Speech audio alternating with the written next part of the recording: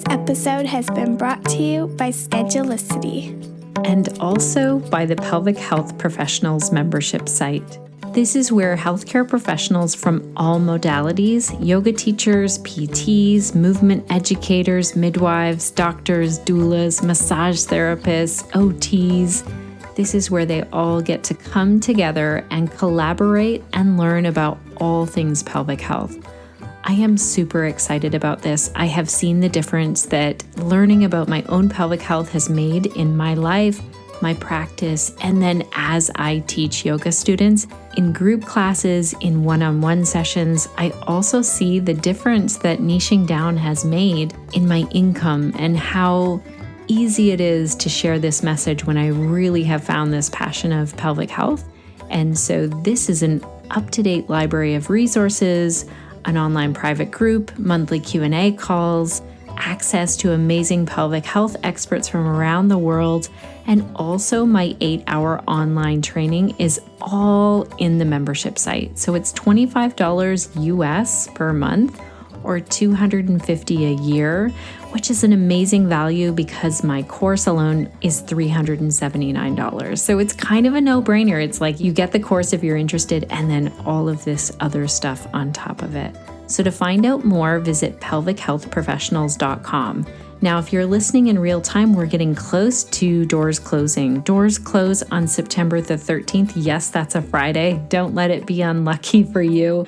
I love the number 13 and I have a really special place in my heart for it. And so that's why I put doors closing on September the 13th. That's when I really get to focus in the members that are there. That's why we close the doors and we hang out and answer a lot of questions about pelvic health and learn together. It's a magical place. Speaking of magical places, I am super excited about today's episode. Welcome to episode 132 of the Connected Yoga Teacher podcast. I'm your host, Shannon Crow. I'm a mother of 3, I'm a yoga teacher, and I'm also a trainer and consultant who works for yoga teachers. And this podcast was created for you so that you can connect to information and inspiration every single week and feel supported. Today's call is extra special because you get to listen into a consultation call that I did quite a while ago with Amanda Mays, and I sat on this for a while. I waited to share it with you, and I know now why I did. The last time I reached out to Amanda, she told me that she went from having 0 private one-on-one sessions with people to having about 5 a week since our call. So I'm so excited that I get to share this with you, share the update, and you can hear what we went through to get to that place. This was one conversation where she got to see the big picture of things and really focus in. And then she took that information and did a lot of work to grow her yoga business. So we all know as yoga teachers that it's important to talk about what we're doing so that clients know about what we're doing, we can grow our business. But at the same time, it can be really hard to market your yoga business. We don't want to feel pushy, slimy, or salesy. Amanda Mays joins me on this consultation call to talk through her struggles with marketing herself and putting her yoga business out there. And if you're like Amanda and you worry that your marketing efforts are going to feel pushy or going to feel like you're being pulled in too many different directions as you do your promotions, this episode will help you to get some clarity around how best to get the word out about your yoga offerings. All of our show notes are ready for you at theconnectedyogateacher.com/132. There you can find the links that we talk about in today's episode. Before we meet Amanda, let's hear our hot tip of the week from my absolutely favorite scheduling company, Schedulicity.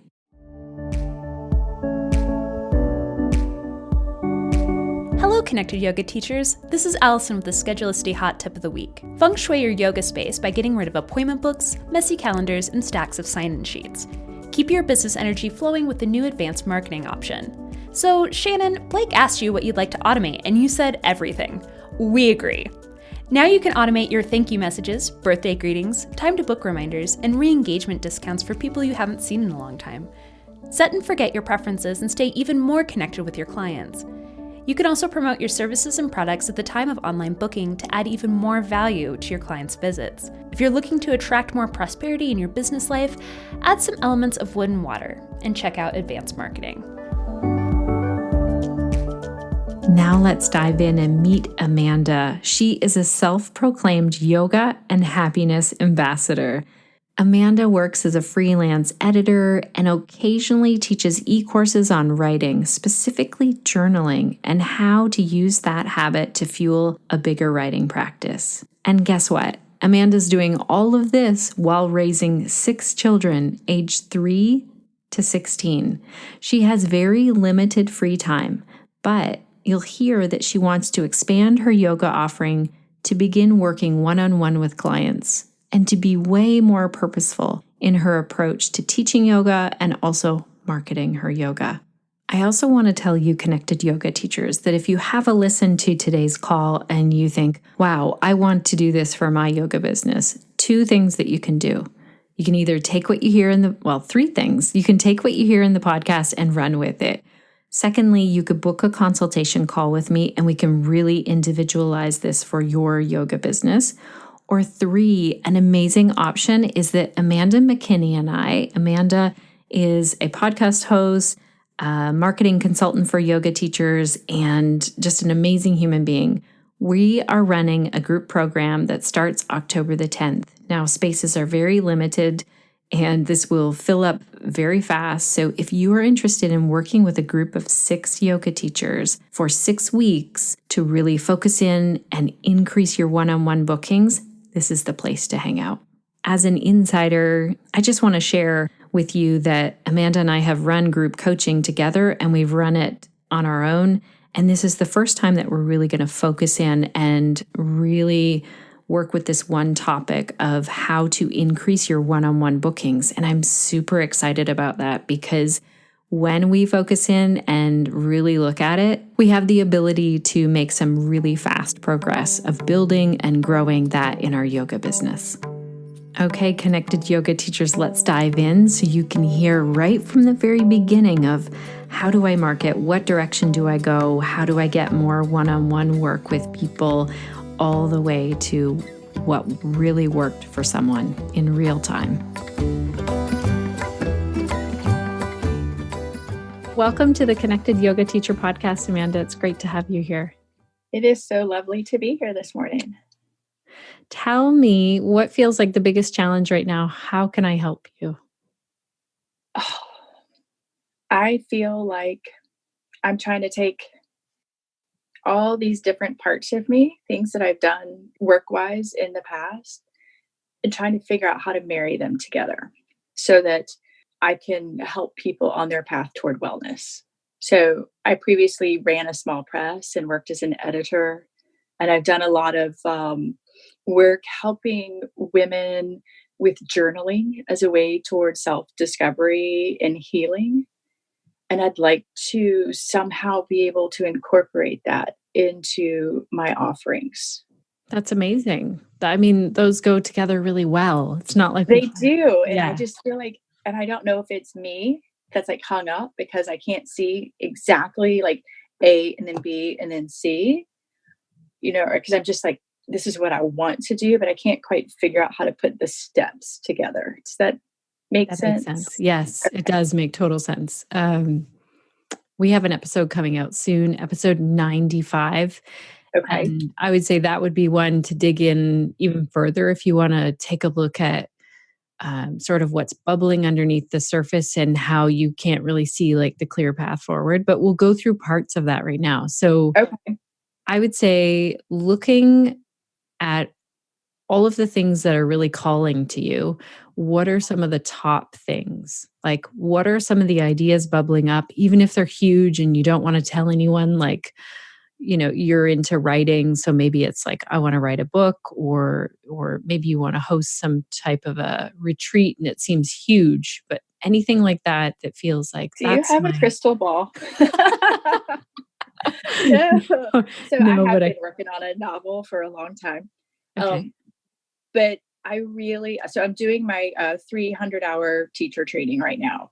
And when my focus is that I want to really, A, further my skills as a teacher, but I want to really dive deeper into Ayurveda because I really want to be able, Ayurveda has helped me tremendously. And so I want to be able to use all these little things that have helped me, the journaling, the Ayurveda, and gear some sort of kind of like an online e-course or that may eventually lead into a retreat. So I can bring all those things together. I really, really want to work to help women find a way to heal and feel complete in their body, their mind, and their spirit. Because I feel like we're all pulled in different directions, and just to bring that core of you together, and help connect all those little pieces. So is that like a whole lot? Well, here's what I want you to do, because you have some of those really big things that have been percolating, like the novel. And like you said, one of the things is that you want to focus in on your 300-hour right now, is take some time to write down, pen and paper, like everything that comes up, like a free flow writing time. I like to set, not 5 minutes, the minimum 10 minutes for this. And maybe it turns into 20 or 30 minutes. Okay. And it could be the smallest things like, oh, I want to fix that piece of drywall that's been bugging me. Like, it can be things that are sitting on your mind like that, or it can be, I want to run this retreat and I see this thing like in the future. It doesn't have to be when, and it doesn't have to be how. It's like, Okay. what do I want to do at some point in my life? Okay. Be like, that would be an epic list. Yeah. So brain dump that for a while, like just free flow it out and see what comes up. Okay. And then start to look for what is really calling you right now. So when you know that you have your 300-hour and you're focusing on that, and you're working on a novel, and you're teaching yoga classes, we, as humans, we typically can never really multitask. You're a mom, so you get what multitasking usually means, that you can do something that's pretty habitual, that you, like doing the dishes and helping you can a turn your child. mind off. Right. Exactly. But the brain doesn't work very well if we're trying to do too many things at once, and especially with our business. So I would say, like, what is the one thing that can, right now in your business, what's the one thing that can increase your profit or increase the growth of your business? And that could be in this way that you want to marry these things together, or maybe it's the yoga business, or maybe it's something writing. Like, if we just choose one thing to look at right now. I would like to grow my yoga business. Like, I would like to increase the number of people that like my Facebook page, interact with me in social media. Ideally, I would be able to back off of several classes that I'm teaching if I could find private clients instead. Okay. And so, because that's, I keep thinking I'm doing all this stuff. The novel's on a back burner for now. It's not going anywhere anytime soon. So that's not a big issue for me. It's how can I find or create more time in my day and still bring in some income and do what I love, which is connecting with people through yoga. And I think I was talking about it with my husband the other day. I think I need to find some private clients, or have private clients find me, and then just back off on some of those group classes. But I don't know how to go about that. Okay. Well, that's something that I definitely have worked on, and I still continue to work on. Like, it's not like, okay, good, done. Right. Because my goal is to help people so that they feel like they don't need me anymore. So I am continuously working with new people. I would say, what is the big why underneath teaching one-on-one yoga? So why do you want to teach one-on-one yoga? I teach in a studio, and every so often it'll just be an off day, and there'll be one person that shows up for that class, not 12, not 20, but one. Right. And when you can focus your attention on them solely, like at first they're always nervous. Do we have to own? Do we have all those little things?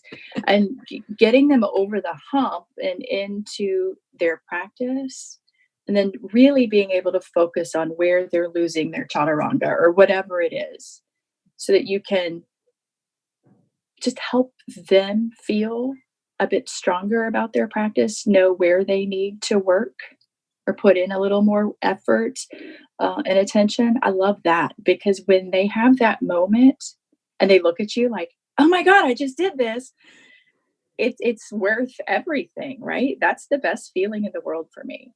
Okay. So you're really comfortable then teaching one-on-one. Absolutely.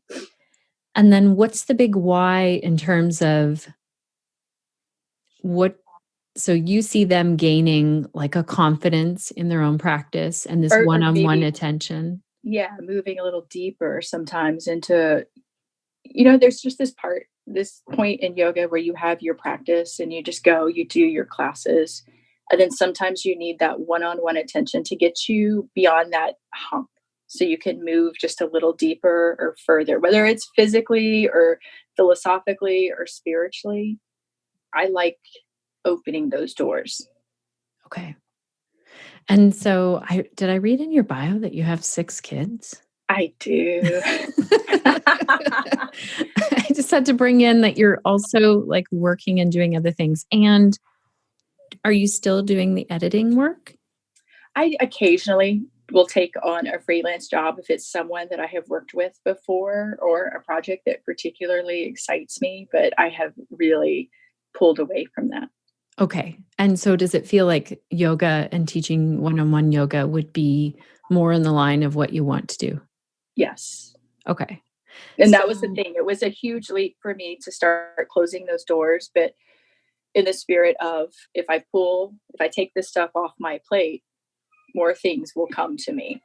That's why I right. did it. And I've gotten a lot more classes to teach and offers. I just would like to parlay that into more of an individualized attention for students. Okay. So let's look at your schedule. If we were to like wipe it clean for 2019 Mhm.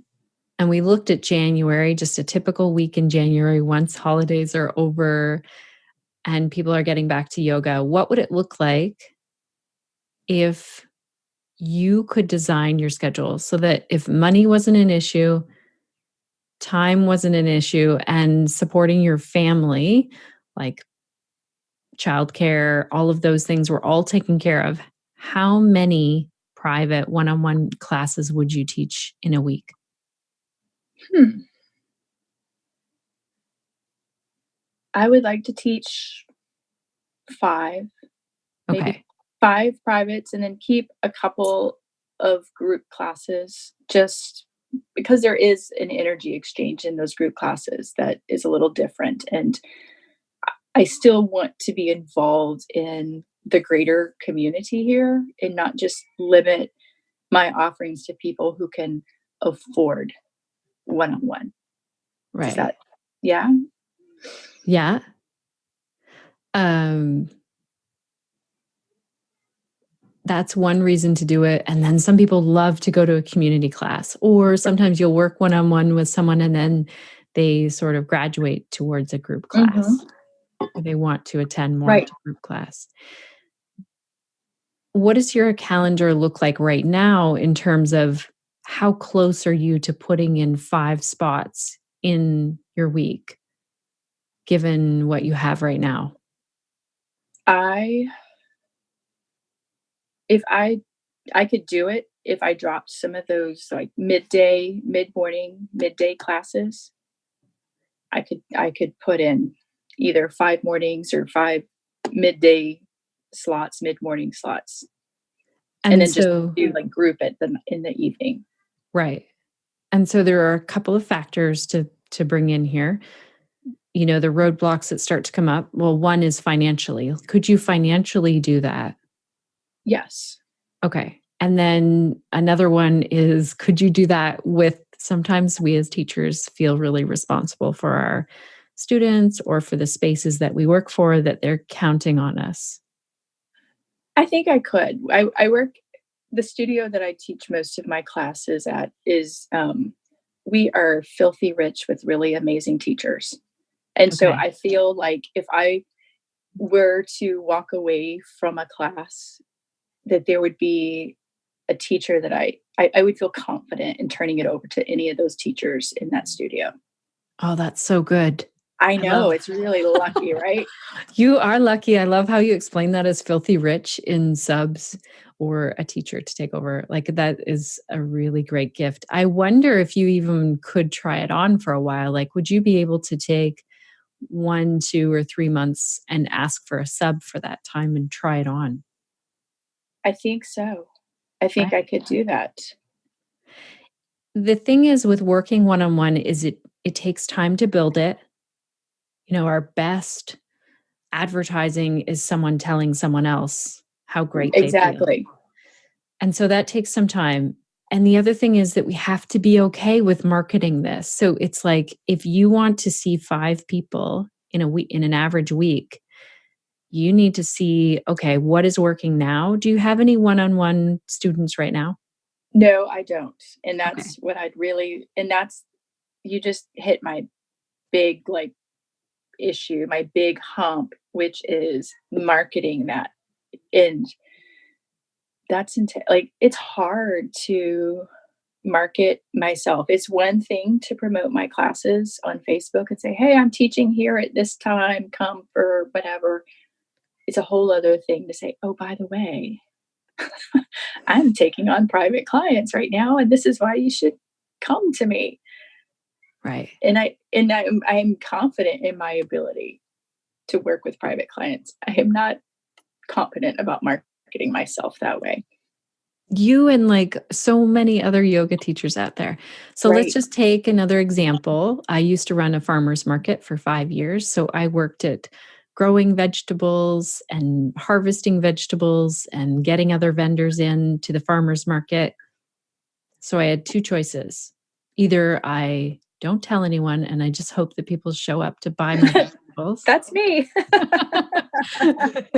Or I market the heck out of it because I know that people are craving organic, local produce. Right. And so you have the local organic produce, but Okay. you're not telling people about it, and that's what they want. Does that Yes. help? That makes sense.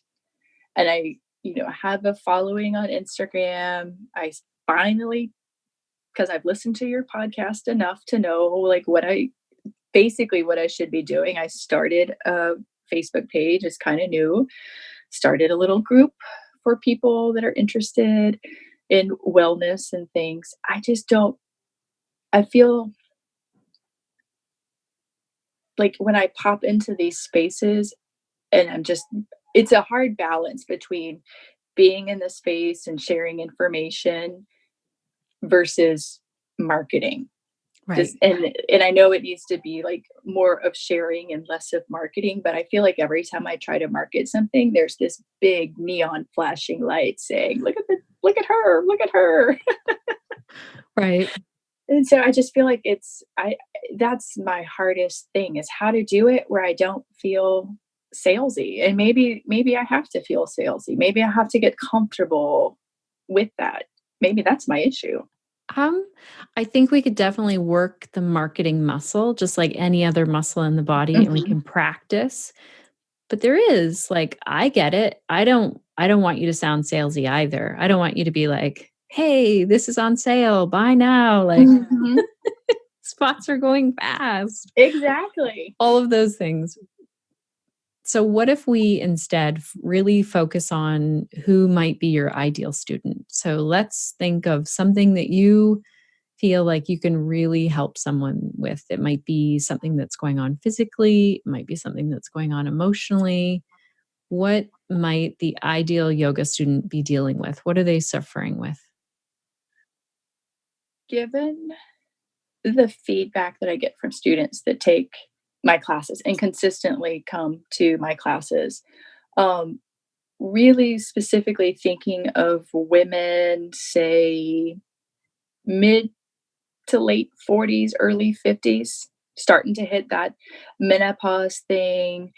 Um, I see their practices deepening. Like I see them able to do things that they weren't able to do before. I see them building strength. I see them building flexibility. So I think ideally I would find that woman who maybe her kids are finally old enough to be at home alone so she can go to get a yoga class or yoga instruction, but to find that woman, or maybe she's, her kids are out of the house and in college and she's got more time, but she's looking to reclaim that piece of herself, feel more confident in her body.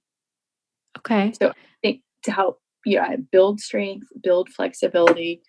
It's amazing for me to watch my students, and every now and then I'll say, "Hey, have you looked at your down dog lately?" And they're like, "No, I'm in it, but it feels really good." And I'm like, "It looks amazing compared to 6 months ago." So that's, I think for now, where I would feel most comfortable. I feel like that would be my wheelhouse. So imagine if that was not available for your people in your community.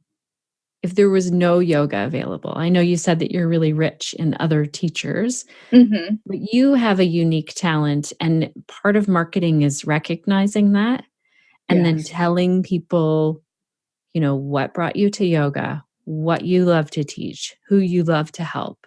People are excited to invest in the why, like why you do something, the whole story behind it. So you're well, that makes sense because we connect as human beings. We all connect through story. We love stories so much. And yes, I see where you're going with this. You're a writer. Yeah. I mean, you've got a leg up on a lot of yoga Do you teachers. see the big light bulb that's over my head? Yeah, you've got this one. We will have an episode coming out soon with Tyler McCall, and he talks about like 3 buckets of content. Okay. Hey, connected yoga teachers. I'm popping in here for a moment to tell you that there are 2 episodes that will really help to dig in further into this idea of content buckets. One is the episode with Tyler McCall, and the other is the episode with Abby Herman. So I'll make sure to link to both of those in our show notes. Let's go back to your big why. So, your big why, if we look at 2019 and we think January, February, March, you want to have 5 people booking. And it might not be that right off the start. Like in Right. January, you might say, I want to get 2 bookings a week or Right. whatever. We need to set it so that it's measurable, though, Okay. so that you know when you've gotten there. Like you don't want to say, I want to increase the number of private yoga students I have each week. And then even if you get 4, you're like, my goal is still increasing. Do you know what I Yeah, mean? and You want to know when you hit that. exactly. And honestly, that would be tremendous for me. I know that I need to probably start by saying 1 or 2 because you talked about clearing your calendar after the holidays, but we have Mardi Gras. So nothing will happen until after Mardi Gras. Or that's when people will get really serious about getting back into shape and getting healthy and all those things. Because Mardi Gras really is, it's decadent. It's full of just having fun and letting loose. But if I could set a goal of trying to get a client or 2 in January or February, I think there has to be at least 2 people Yeah. who will do yoga and still live up Mardi Gras. Not Yeah. everybody's completely decadent, right? That's right. So the first part of this, when you set this goal, is to put it where you can see it. So Okay. you can write it out somewhere where you look at it first thing so that when you go in to do anything like Instagram, Facebook, an email, anything, that's the goal behind it. Okay. And it might not even seem that way to other people. You might decide to share your story of what got you into yoga. And then at the end of that story, you might decide to have a call to action. So it's like we want to give something to our students on social media or in an email, in the content. We want to give and give and give and then ask for something. Now, you'll Okay. hear me on the podcast. I make a lot of asks. You Like- do. And I love it. And I never feel pushed or uncomfortable. And so I've been learning to make small asks. Like, oh, tell me one good thing that's happened in your week. I mean, like silly stuff, right? But bringing them back to that idea of practicing gratitude, feeling wellness in all areas of our body. And so if I understood you correctly, if I show up on my Instagram feed 5 days a week, plant seeds that relate to my story, and then every so often actually have a bigger ask, right? Like sign up for my newsletter, or like I would say for you, you might want to start with every fourth or fifth post to have the Okay. ask, but I'd like you to get up to every third or fourth eventually. Okay. That doesn't sound so bad until I have to do it, right? And the posts that you're doing are really targeted. So they are, if you look at Tyler McCall's 3 buckets, they're either about you and your story, like your personal story. They're about what you offer, or Okay. they're about like some kind of tool that you use in your teaching. That's interesting. I can see how effective that could be. And you're going to hear Tyler talk about it in the episode, that you just need to keep saying the same thing over and over again. And I, as a mom, I realized that the efficacy of that, right? Eventually they get it and they know to pick up their shoes or make their bed or whatever that ask is. But I feel, and I love that you brought this up, because when I do that on social media, I think, gosh, I sound like a broken record. But then I look at the people that I follow, and they have that very, now that you're saying this like whole light bulb thing is coming on in my head. They have this very narrow window of interest that they speak to. And that makes so much sense. Yeah, like so if you had a social media channel and it was all about connecting with, say, immediate family or something. Right. And you really wanted your immediate family to be on there, fine. But I think my Instagram especially is all about the podcast, pelvic health. Like I'm moving it more and more towards that. And for a while, I was making it about family trips and family photos, which people like to see as well. But I'm trying to shift that more and more. Now for your page, that's easy. Your page, like your Facebook page, right, will be all about your business, and basically all about teaching one-on-one yoga. Like, what if we make that the main focus for a while? That's a great idea. That's a really good idea. And I used to post a lot about my kids on IG, and not so much pictures of them as like little stories, funny things that they would say or what it would inspire in me. And I have sort of made a highlight that's just kid stuff. Right. So that if people want to see that, they actually have to click on that. And I've tried to make it more about yoga and about, the spiritual discipline of yoga and all that stuff. So I feel like I have a foundation, a little rocky, maybe, but I think that idea of just really, especially focusing on those 3 buckets, and then the one-on-one on my Facebook page, maybe that sounds doable. Right. I think that you can also use the same content, likely. I don't mean the exact same thing, but roughly. Right. So maybe you do 3 posts to your Facebook page, and then a little while later, you do like 3 similar things in your Instagram stories or something about that. Okay. So you're saying don't post the same thing at the same time every day. It looks because that it does look a bit scheduled then. And I know a lot of people will do that. And um that yeah. What if Okay. we just focused on Facebook for right now, and only because I think your demographic is on Facebook mainly? Are they? I think so. And I think that the people that like or follow my Facebook page are more local to me. Mhm. Whereas I mean, like the 500 and something people that like my IG page are people from all over, you Okay. know? And so, yeah, I think which wow, and I love IG. I just, That's Facebook, not so fine. much. You can post it But for fun. You right, right, can right. still do But things on there. But what you'll do is you'll start to come up with this on your calendar.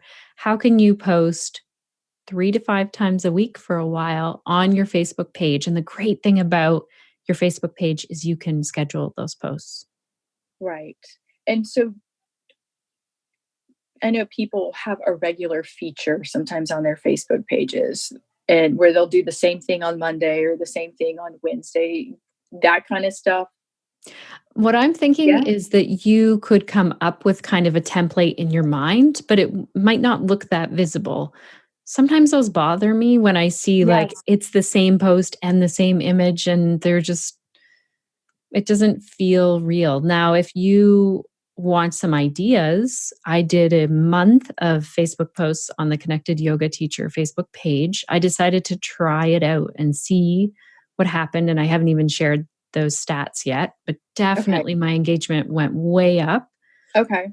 on my Facebook page. And so I've been posting now at least 3 times a week. And I'm usually just talking about the podcast for sure. And then every once in a while, I'll sprinkle in other things. One Okay. person told me, the content on here is so good, slow down. I feel like I'm going to miss something. Wow. I That's was like, amazing. okay. Now I was putting a lot of effort into the content, thinking, who's my ideal person that I'm talking to? It's a yoga teacher. So Mhm. your person is, it sounds like it's a woman in her 40s or 50s. It sounds like she was busy raising kids. That's what it sounded like to me when you told me. And now Mhm. she has a bit of space of time. So Yeah. what can you offer to her? Like, you might offer a really small breath practice or yoga pose to say, like, hey, you guys, I just wanted to touch base because the kids are all, doing this thing or they're all happy. I think it's nice that people can know that you have 6 kids in fit yoga in somehow. Makes it And seem doable for most people, right? yeah. And it's interesting that you say this because when I first started the group, I did a little challenge with Viparita Karani, legs up the wall. And I challenged everybody to try it for just 3 to 5 minutes a day. And I got good engagement on it. Why did I never think to revisit that same formula and do it again? So I that's don't the other know. thing. Go back and look at your Facebook page and see what people really enjoyed and what part of that you really enjoyed as well. So you might every week decide to do one pose and you're like, hey, you guys, just because we also know now with Facebook that engagement drops off, like especially after 3 minutes. So you don't have to make these long. If you Right. do make them live videos, they will get more traction. They will go higher with the algorithm or be seen Okay. more. So you could say, here's whatever, like you could pick whatever day of the week it is that you decide to share that Hmm. and say, like, join me at some point today or this week, try this pose and let me know if you have any questions or how it feels. Okay. And what you're starting to do with your audience is working the muscle of them doing some self care, like Okay. fitting some yoga in. And those are the perfect people then to start to work them up to, like, my goal. I can tell you personally, when I work one on one with people, is I want to help them to set up a home yoga practice. That's my goal. They come into me with all different kinds of like aches, pains, and generally pelvic health issues. And so the first thing I start to get into is, how can we set this up so you're doing just like 5 minutes of yoga for yourself every single day? And then we start to stretch that out. So you can do that virtually with people. And then you say to people, if you want to work and get a customized yoga practice with me, then Okay. here's how you do That's a really nice transition. it. Mm-hmm. Wow.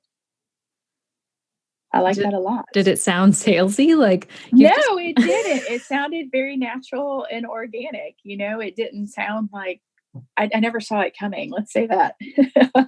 Yeah. And it's like if you're ready or if you want to work with me. So it's Right. nothing forced. Otherwise, they can just keep showing up and doing the live yoga with you.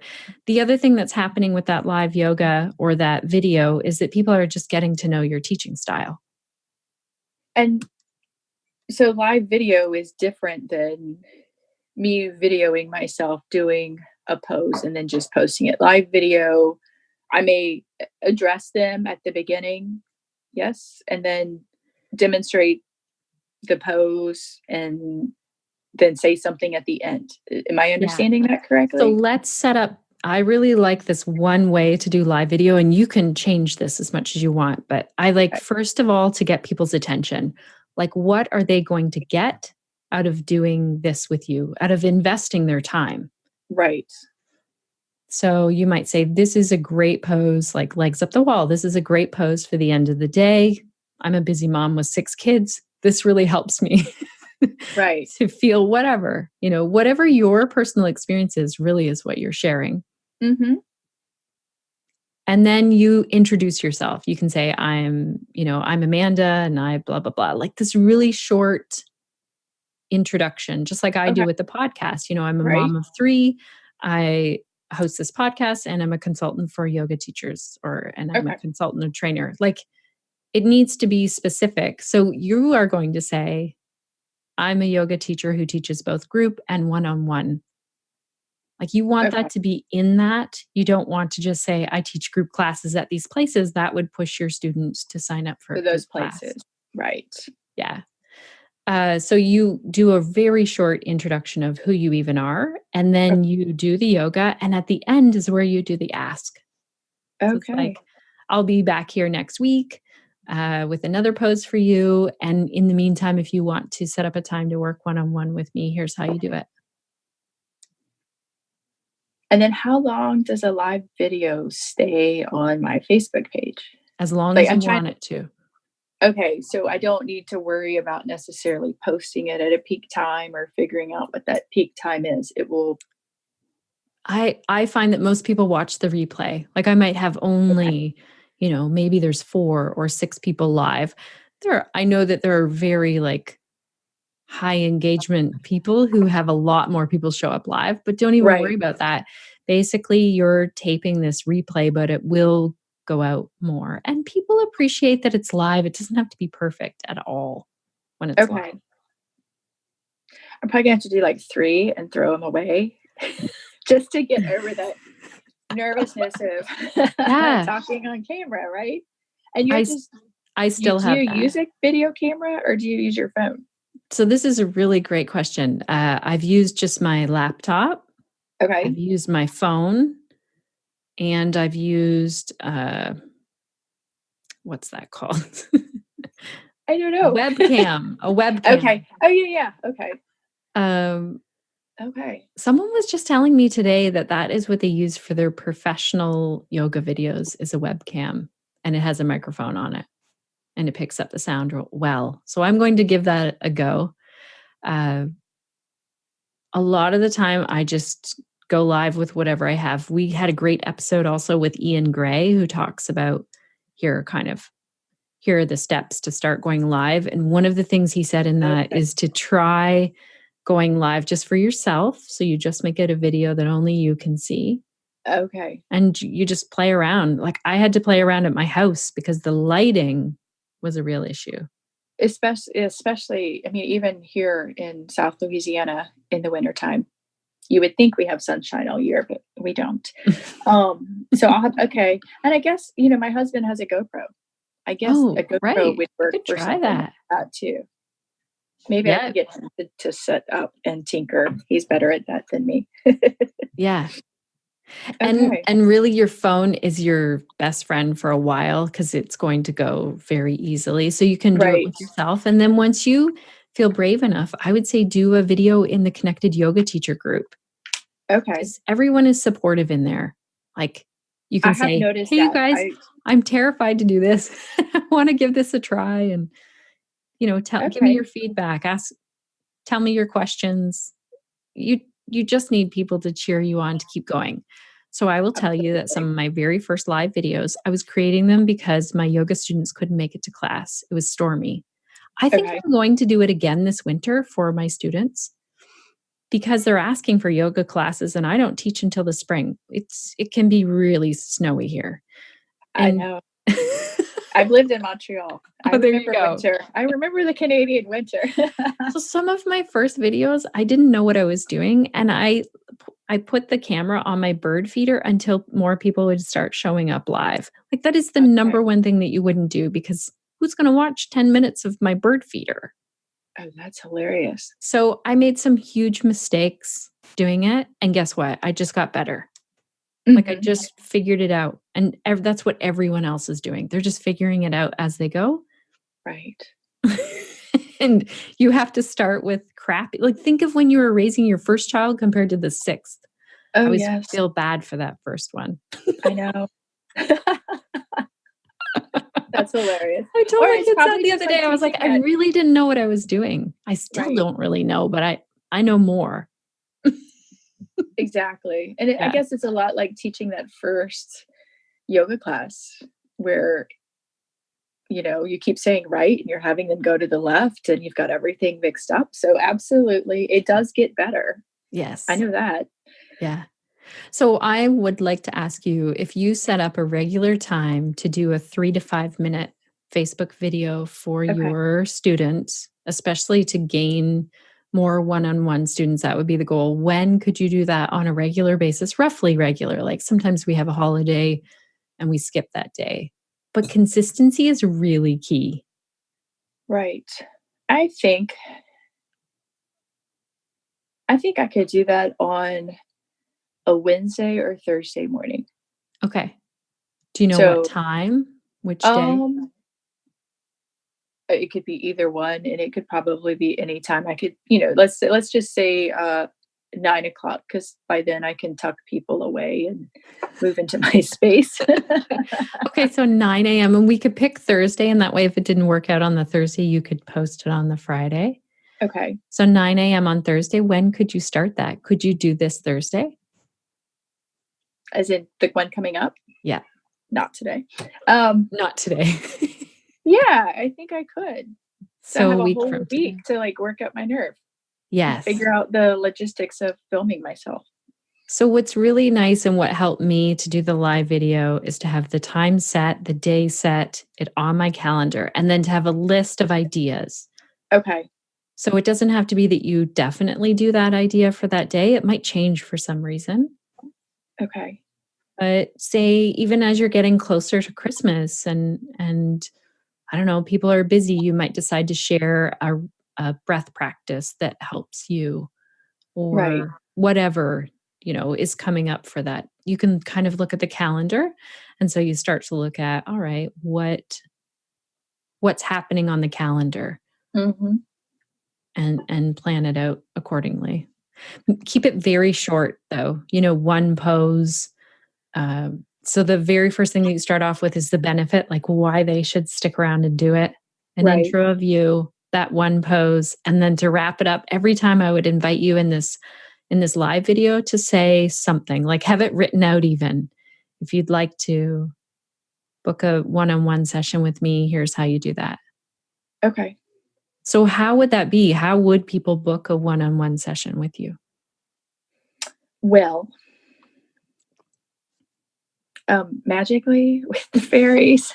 No, so I have a website up and I have on there that I do private clients and I just have it as a contact form Okay. because I know that you use and love schedulicity. Yes. I'm most familiar with mind body Yeah. and have a love-hate relationship with mind body. And so I've been trying to figure that out. I saw somebody on their class thing to pay for one of their classes. They just have like a little big cartel shop set up.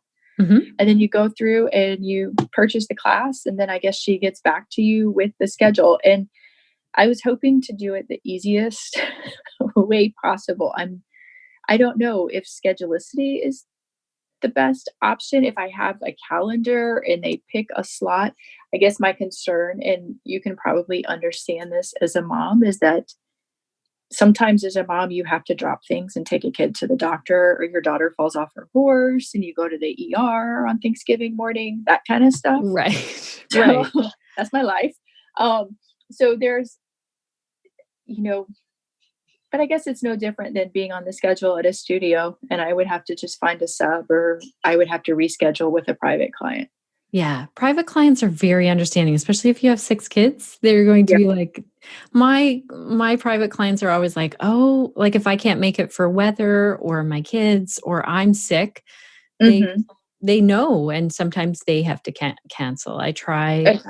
to not cancel, obviously, but I can't get a sub for my one-on-one work. Right. The one thing, okay, so if you looked at Mind Body versus Schedulicity, Mind Body costs a lot. An So arm and leg, which are not good Schedulicity, for yogis to give up. right? Schedulicity is free for up to Okay. 20 bookings in the month. Okay. So what I love about finding a scheduling software is that you set up all of the things. Jane from Schedulicity and I were talking about doing this video of like, it takes 3 minutes to set up on Schedulicity, basically. Okay. And it's true. Like you can set up, if people want to do payments, there is a small fee, but it only happens like you pay a monthly fee. You could set that up if you want, or you could do it through PayPal or something else. Okay. I like having it all there so that when someone signs up, they need to pay. I get people to pay in full at the front of things. If it's a big teacher training, then they have to pay a deposit. Okay. But really, it's the act of you doing it. It's like the act of choosing where that day will be and Okay. really committing to that time.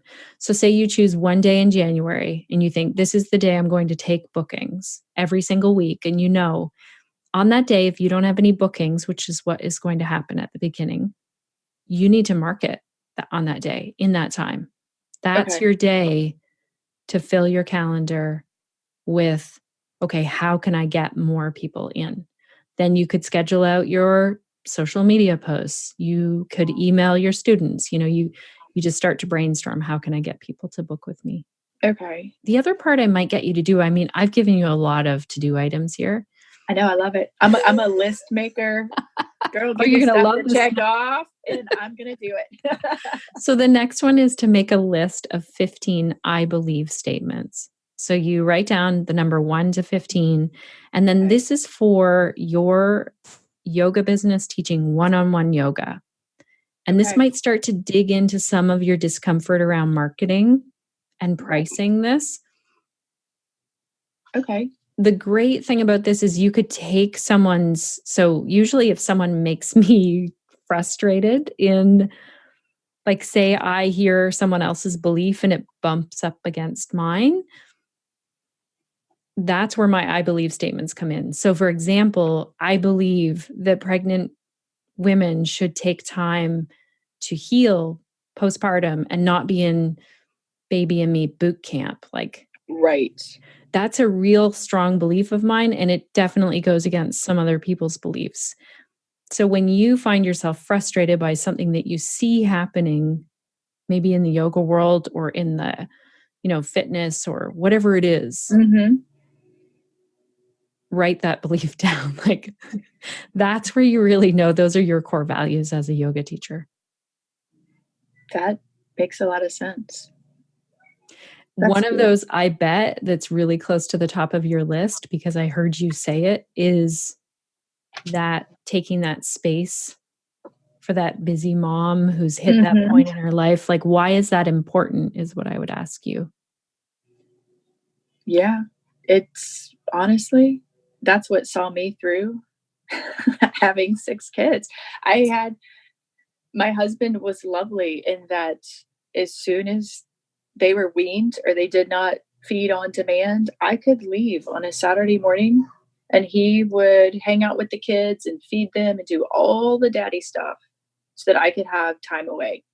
And it filled up my well. Sometimes I would just go sit in a cafe and stare out the window. I did a lot of, I call it, navel gazing. I worked on a novel. I mean, it was never anything fancy or spa days or anything like that. I just needed that time to be able to sit with my thoughts and to sit with my emotions and just not be touched for a little while. Right. So, That is yeah. such a powerful message right there. You get right into the root. Like when you say not be touched for a while, wow, do I ever Mhm. know what you're talking about? Like just everybody kind of clings on to you. And not always physically, emotionally as well. Yes.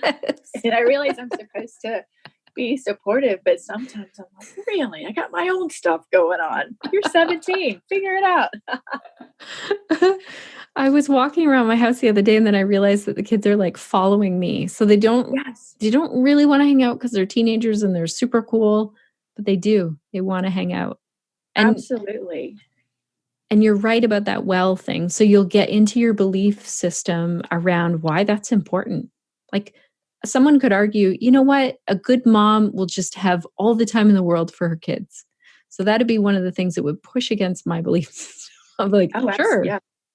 But and a lot of the time it's those voices that we hear inside.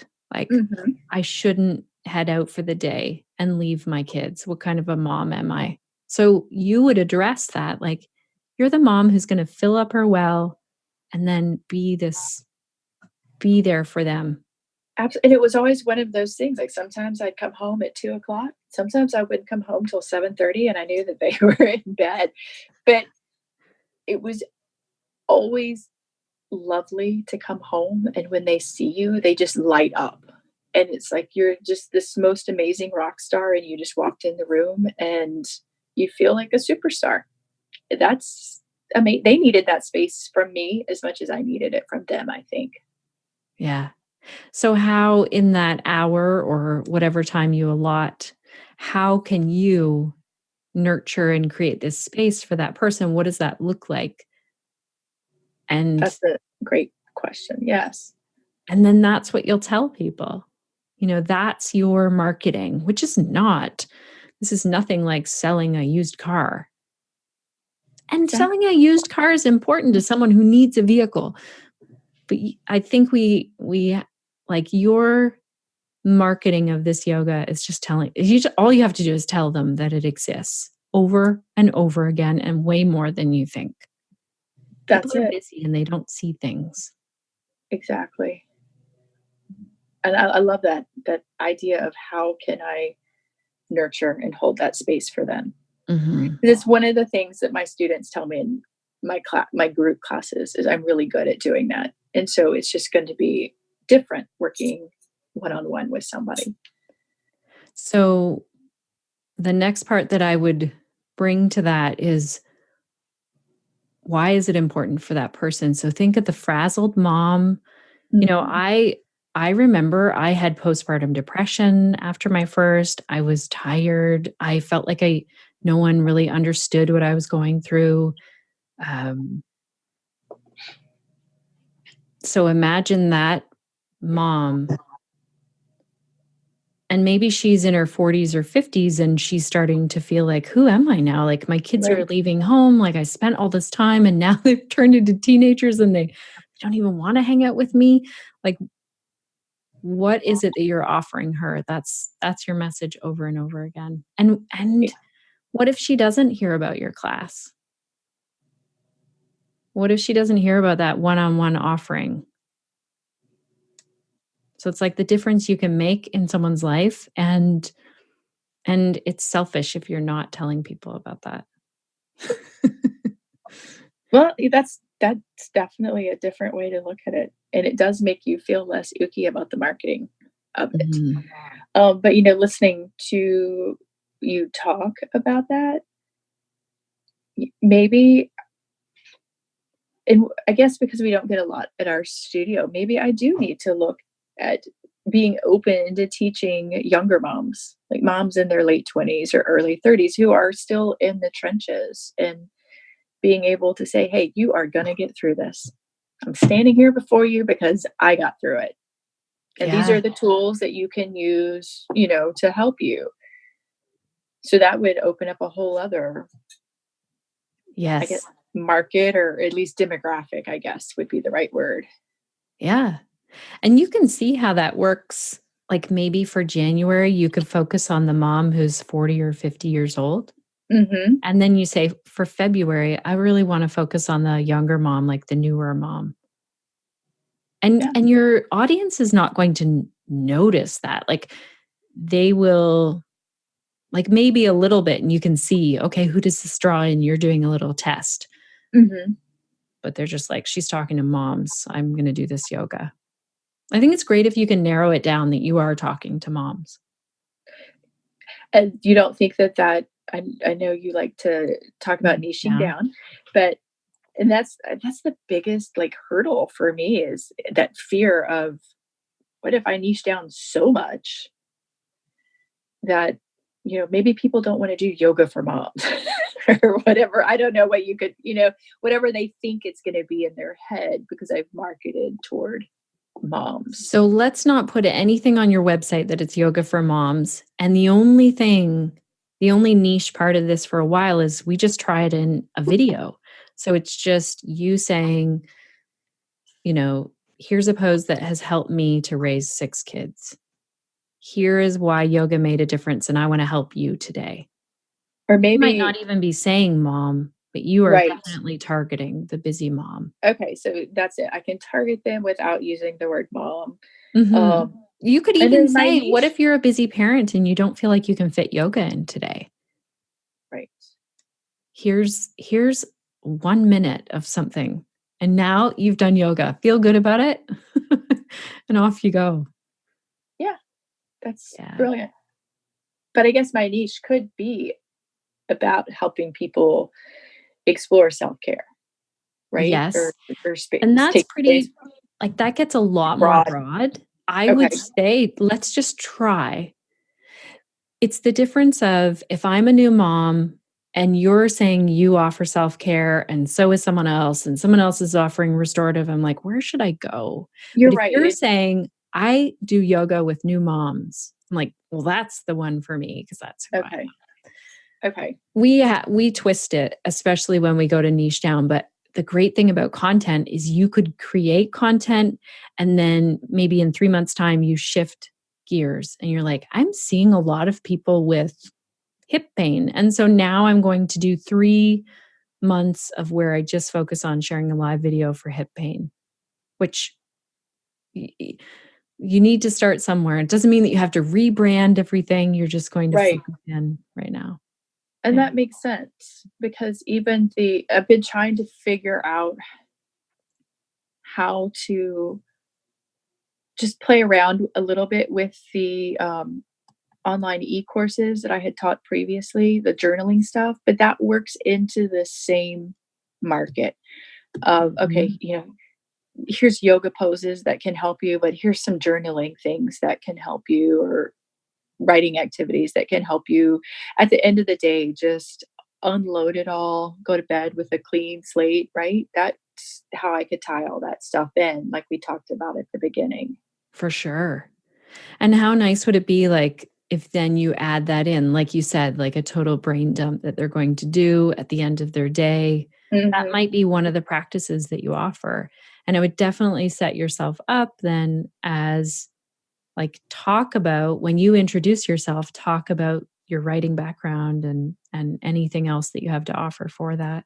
And I've been so hesitant to do that, because, like, if I had been a licensed nutritionist, I get how that plays with yoga, or a massage therapist. I get how that, I have yet to figure out how working as an editor and writer could do that. But this helps me tremendously. because it's the same market. I'm gearing it toward the same market. I'm just adding a physical component. So in a way, you're getting that mind body connection thing working there between the two outlets of yoga and writing. Yeah.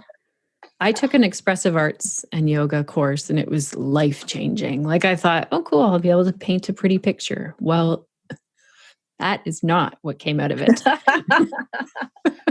So I think that's a whole other, and you might decide, okay, I'm going to do this one physical thing for moms, all of January, try that on, see how it goes. For February, you might be like, now we're going to do some inner work and we might journal each Thursday or do some kind of a writing practice. That makes that's a really, yes, I like that. So you have the ability to change it around and in whatever way, or maybe you start to think, we're going to do one yoga pose and then I'm going to leave them with a journaling thing. Like I do journaling at the end of every yoga practice. And I don't even know why it works so well. It just does. So you do that with your clients or you mean personally? No, personally, I do my morning yoga, like that looks more like yoga. And then I do a meditation and then I journal and it's a tiny page. Wow. I love that. But it does, it makes so much sense, right? If we have to move through the physical postures of yoga to prepare our body and mind to be able to sit still for meditation, that's really fertile ground for journaling because all that stuff that's going to rise up, or at least you give it space to rise up and see what comes of, I love that. I'll leave you with one little nugget here. I remember when I was a new mom and I had bought some book and it was like there was a journal practice in it. And I remember sitting in such guilt because I had decided I'm going to do this morning ritual where I sit and do this practice. And I remember feeling like I'm terrible, and so you could give permission is basically what you're doing. You're holding people accountable, you're giving them permission, you're telling them the benefits of it. You know the benefits of it. It took me a long time to figure out these benefits are helping everyone in my family. Yes. There's a saying down here, and it's, if mama ain't happy, nobody happy. And so that was my husband's philosophy on me having my Saturday time, because it wasn't just for me. As much as it is nice to say that I had this time, we all had that time and it helped tremendously. We're all still very close. And nobody's kicked a hole in the wall or lost their mind yet. And I'm like, man, I've got a 17-year-old and everything's copacetic. I've done good. Yeah. But I've got like stacks of journals where I worked through all that stuff. And it really was that, and yoga, man, I needed those things to get through. I didn't have family here to support me or help me. And so it was, the grunt work was all on me. And those were my tools or my support system. Your message is coming out really clear now. It is, and you're really good at drawing it out of me. I'm excited. Like I'm so excited that you get the replay of this to hear this back. Yes, because I've taken some notes, but I know I've probably missed like some really good nuggets. I just think of the amazing offering that you can give to the mothers of the world. Like they really need it, as you know. I think it's the hardest job. And so I would say serve them in whatever way would have helped you. It's like, how can I nurture those moms through yoga and journaling and show up for them every week? A lot of them aren't near any supportive family. A lot of them, have family that's far away, or they're working or whatever, or they don't even have family anymore. Like, exactly. So, yeah. This is exciting. I know. I'm actually thinking like, okay, maybe in December I need to let go of a class and then just have that time every week to kind of focus and dedicate it to doing this work, because I had filled my schedule up so much with classes that I maybe at an hour at the end of the week or at the end of the day, and my brain is not, as a writer, you work better. I work better in the mornings. Everything's fresh. The stress of the day hasn't hit. You've given me a lot of work that I can do. I feel like I have like little guideposts on the path, and I just need to start with the first one and do that first task and then keep moving forward. Let me know. Tag me when you do the live video. I would will. love to see it. Reach out if you have questions too in our Facebook group or personally to me. I'm happy to help with that. I'll do that. Thank you so much. You are a wonderful resource. So thank you. Honestly, I've listened to the podcast for a while now. And so I was like, I don't know if she's going to be able to come up with anything for me. I've listened, but you have. I've got a whole toolbox here. Yeah, that's the difference. It's like the difference between a group class and a one-on-one. It's like, okay, let's just look at your stuff. Yeah. Exactly. I know. And my stuff felt very messy and like incoherent. And now it seems very clear. Yay. So happy dance over here. Yay. Thank you so much. You're welcome. Alrighty, connected yoga teachers, I want to hear from you. What is your key takeaway? Is there something that you heard in today's episode where you think, yeah, I'm going to do that? Or is there a question that you have now? As I said before, if you are wanting to dive into booking more one-on-one sessions, 2 options I would highly suggest. Mainly, I think the group coaching with Amanda and I is going to be the best place if you can get in there, if there are still spots. And if you can't get in there, if it's full, get on the next wait list. Another option is to work one-on-one with me, and maybe after this episode, you just think, I'm off to the races. I know exactly how to implement this in my business. If you would like to work with me or work with Amanda and I in the group coaching, go to theconnectedyogateacher.com and look under Work with Shannon. Thank you so much to our amazing team over here at The Connected Yoga Teacher. Also, thank you, dear listener. I just had this moment today where I opened my document for podcasting. It's at episode 132, and I'm in awe of how we have hung out and chatted, or I've chatted to you and you've listened to me, some of you, for 132 episodes. And there just isn't a week that goes by where I don't feel immense gratitude for your time and your dedication, not only listening to the podcast, but for the work that you do out in this world as a yoga teacher. It is making a bigger difference than you could ever imagine. You are impacting people, and I want to see you thrive as a yoga teacher. So I want to know, what will you be doing this week to stay connected to your yoga practice, to your community, to yourself, so that you can share the yoga that lights you up?